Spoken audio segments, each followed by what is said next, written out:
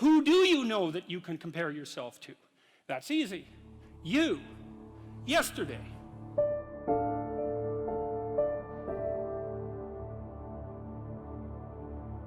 And it's partly because as you start to become successful, let's say, people offer you more and more opportunities. And as you start to fail, people move away from you and you plummet. And so, okay, so that's rough. So what it means is that there is always a landscape of inequality. And I'm not saying that we shouldn't do anything about it, although I am saying that we don't know what to do about it. That's the thing, you know. But we do know that it's inevitable.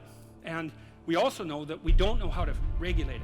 So, there is inequality. What that means is there's always going to be people around that are better at something than you are.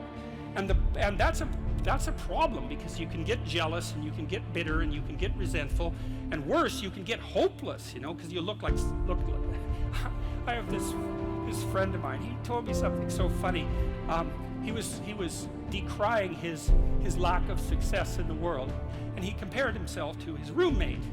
And he said, you know, his college roommate was doing much better than he was. And his bloody roommate was Elon Musk. It's like, really? Like, it's like, oh, you're not doing as well as Elon Musk. Well, I mean, you can see it would take it rather personally, because they were roommates and everything. It wasn't like he was doing badly. Like, he was doing pretty damn well. It's like, I'm not as good as Elon Musk. It's like, yeah, well, you and like 7 billion other people, you know? But I thought it was instructive because you have to be careful who you compare yourself to. Now, you can't just not compare yourself to successful people, right? Because then you don't have anything to aim at. You need an ideal because you have nothing to aim at, but an ideal is a judge, and you always fall short of the ideal. So how the hell can you have the benefits of having an ideal without having the crushing blow that goes along with having the judge that always regards you as insufficient? This is something I've had to work out a lot as a clinical psychologist. It's like, well, let's say you need a goal, but we don't want to let your distance from the goal crush you. So you got to set up a goal, and then you got to break the goal down into parts so that you can move towards it, and you have a fairly high likelihood of doing it. So that's a bit of practical, I wouldn't say advice, it's because it's better than advice.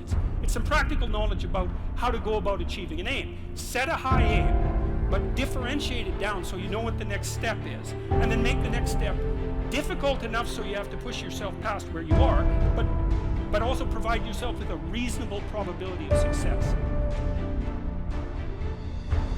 You really have to stop comparing yourself in some ways to other people.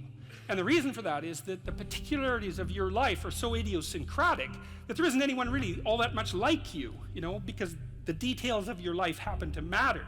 And so maybe you compare yourself to some rock star or something like that, and you know, the person's rich and famous and glamorous and all that, but you know, they're alcoholic and they use too much cocaine and they've had 3 divorces, and it's like, how the hell do you make sense out of that? Is that someone that you should judge yourself harshly against or not?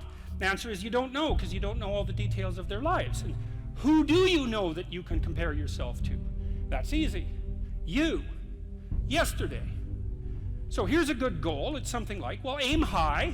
And I really mean that. It's like, and we'll talk about that a little bit too. Aim high, but use as your control yourself. It's like, so your goal is to make today some tiny increment better than yesterday. And you can use better, you can define better yourself. This doesn't have to be some imposition of external morality.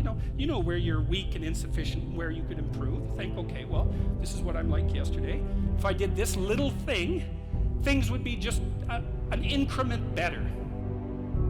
The goal should be, how could I conceive of my life so that if I had that life, it would clearly be worth living, so I wouldn't have to be bitter, resentful, deceitful, arrogant, and vengeful.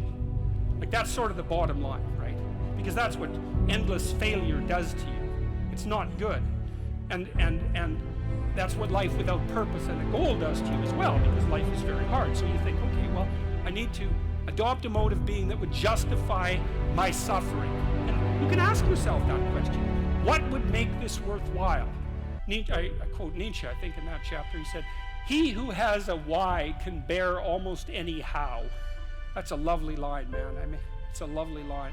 And it's really worth thinking about. So you think, well, how do I manage all this misery and suffering and futility? It's like, well, I need to figure out what I would have to do in order to make that clearly worthwhile. And so then you have your goal, and then you think, well, I need to move towards that incrementally because I'm kind of useless and can only do so much and maybe not even that.